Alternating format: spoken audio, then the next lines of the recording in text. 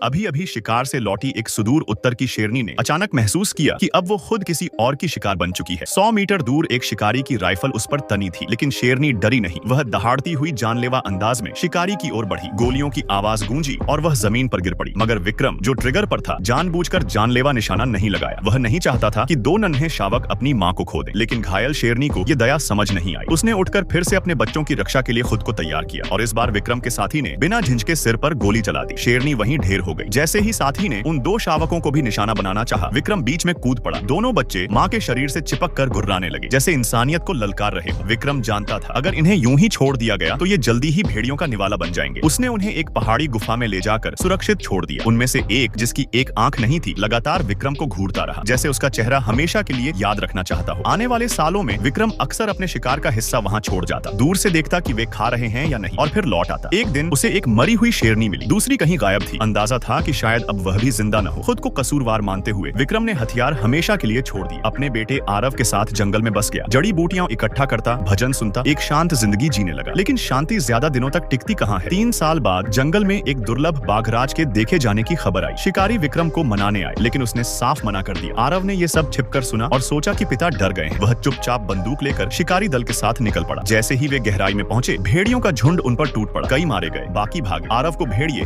अपने अड्डे पर घसीट ले गए। वह बेबस पड़ा रहा, मौत का इंतजार करते हुए। उसी वक्त अंधेरे से बाघराज सामने आया और उसके आते ही भेड़िए ठिठक गए। लेकिन फिर उनके सरदार की एक गुर्राहट पर सब टूट पड़े। घमासान युद्ध छिड़ गया। बाघराज ने सही मौका देखकर भेड़ियों के सरदार को एक ही वार में खत्म कर दिया। उसकी दहाड़ से पूरा जंगल गूंज उठा और बाकी भेड़िए भाग गए। दूसरी ओर विक्रम बेटे को ढूंढते हुए थक कर गिर पड़ा। तभी उसे पीछे किसी की मौजूदगी का एहसास हुआ। जैसे ही वह मुड़ा, उसने देखा एक विशाल बाघ आरव को पीठ पर लादे हुए उसके सामने खड़ा था। विक्रम की आंखें उस पल भर में सब कुछ समझ गईं। यह वही एक आंख वाला शावक था जिसे उसने कभी बचाया था। वह मरा नहीं था, बल्कि इसी दिन का इंतजार कर रहा था जब वो अपना आरण चुका सके। इसके बाद बाघ और इंसान दोनों ने एक दूसरे को सिर्फ दूर से देखा, फिर कभी एक दूसरे के रास्ते में नहीं आए। कभी कभी इंसानियत का बीज एक जंगली दिल में भी गहराई से जड़ें जमा लेता है।